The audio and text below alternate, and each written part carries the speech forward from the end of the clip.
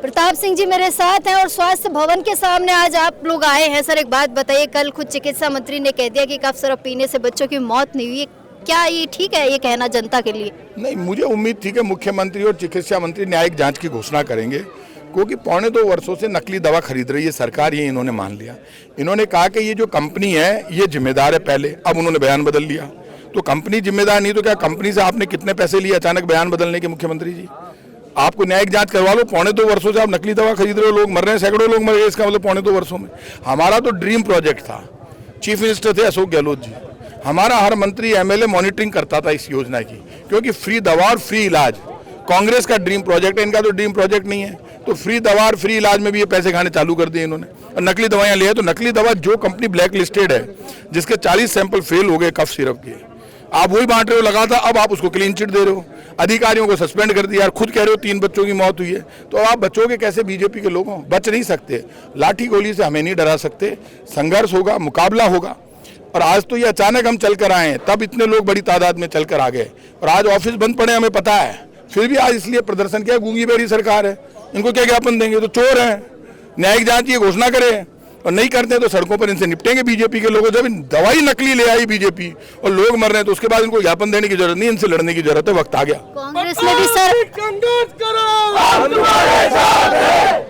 कांग्रेस में भी सर सारा ही बेड़ा प्रताप जी ने ही उठा रखा है, बाकी नेता क्यों नहीं बोल रहे? उनका भी तो फर्ज। मेरे साथ अमीन काग जी विधायक जी खड़े हैं, रफीक भाई थे, गंगा देवी जी है, पुष्पेंद्र जी हैं, और तमाम ब्लॉक अध्यक्ष हैं, सारे के सारे लोग हमारे साथ हैं।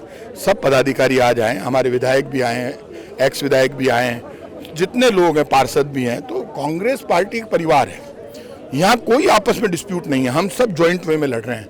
ये ज्वाइंट नेतृत्व के साथ लड़ाई हो रही है, क्योंकि मुद्दा नकली दवाई का इतना खतरनाक है कि आज इसमें अमीन काग जी कब निकलेंगे, रफीक खान कब निकलेंगे, गंगा देवी कब निकलेगी, पुष्पेंद्र जी कब निकलेंगे, ये मुद्दा नहीं है। लेकिन मुद्दा ये है कि नकली दवा यदि आप ले आए तो हम सब कार्यकर्ता बनकर हर आदमी के साथ पीछे खड़ा होना पड़े पीछे खड़े होंगे, आगे खड़ा होना आगे खड़ा होने, बराबर खड़ा बराबर, सड़क पर बैठना बैठेंगे। लेकिन नकली दवाई के मामले पर कांग्रेस एक होकर लड़ेगी, चाहे उसके लिए अशोक गहलोत को मैदान में आना पड़े, चाहे वो हमारे प्रदेश अध्यक्ष को आना पड़े, अपोजिशन लीडर को आना पड़े, सचिन पायलट को आना पड़े, रणधावा जी को आना पड़े, तमाम विधायकों को आना पड़े, सब आएंगे। लेकिन नकली दवा के नाम पर जहर नहीं बांटने देंगे, इनको ये ध्यान रखना। आम जनता कैसे सुरक्षित है, कैसे खुश है? अभी टैक्स आपने जीएसटी का तो सुना ही होगा, जीएसटी 10 रुपए का बिस्किट था, अब उसको 9 में कर दिया, क्या फर्क पड़ा?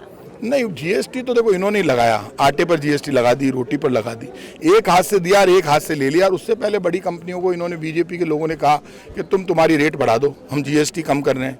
तो एक तरफ इन्होंने क्या हुआ, कागज पे तो कर दिया 0%, नहीं कॉपी पे तो 0% कर दिया, और कागज पे 18% कर दिया 5 से, तो बात तो वही हो गई। तो बीजेपी जो नाटक कर रही है लोगों के समझ में आ रहा है, अब रोटी छीन ली, आटा छीन लिया, लेकिन सरकार की जो दवाई बट रही है वो नकली है, उससे मौतें हो रही है। तो आप अंदाज कर लो 2.25 वर्षों में कितनी मौतें हुई होगी, उसका जवाब तो इनसे लेंगे।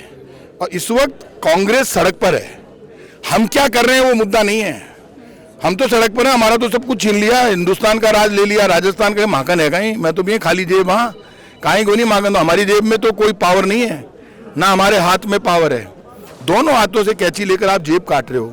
अरे कांग्रेस की जो योजनाएं थी उनको बर्बाद कर दिया, राजस्थान को बर्बाद कर दिया। 2 वर्ष हो गए, 2 वर्षों से हनीमून बना रही है बीजेपी। 2 वर्षों का हनीमून पीरियड देखा है क्या? आईफा आया था, मजे किए, ठुमके लगाए, स्कॉच पी, चिकन मटन शराब पे भी तो सर मुन्नी बदनाम हो रही थी प्रताप नगर। अरे साहब, भजन लाल जी का पोस्टर पीछे, सांगानेर विधानसभा क्षेत्र जहाँ से मुख्यमंत्री भजन लाल जी विधायक है, वहाँ मुन्नी बदनाम हुई, डार्लिंग तेरे लिए। बट डार्लिंग कौन है बाप पूछना चाहूँ मैं, क्योंकि वो विधानसभा क्षेत्र तो है भजन लाल जी का। अब वो गाना गा रहे, मुन्नी बदनाम हुई डार्लिंग तेरे लिए, तो भजन लाल जी आपने बुलाया था, तो डार्लिंग किसके लिए कह रहे मुख्यमंत्री जी, ये तो बताओ। वो गानों कुण के वास्ते चाल रही है, लोग अड़ी क्रिया ईशो मुख्यमंत्री खुद का विधानसभा क्षेत्र में मुन्नी बदनाम हुई डार्लिंग तेरे लिए। तभी मैंने कहा था, आईफा में ये लगे हुए थे, कैटरीना कैफ, ओ बाप ना बा आलिया भट्ट और माधुरी दीक्षित, शाहरुख खान, इनके साथ पार्टी कर रहे थे, और वो प्रूव हो गया सांगानेर विधानसभा में। मुन्नी बदनाम हुई डार्लिंग तेरे लिए, डार्लिंग, अब थोड़ी देर बाद डार्लिंग आ गई। तो वो ढूंढ रही है, लोग है कटे, हालत खराब है, पर दवाई तो नकली मत बेचो।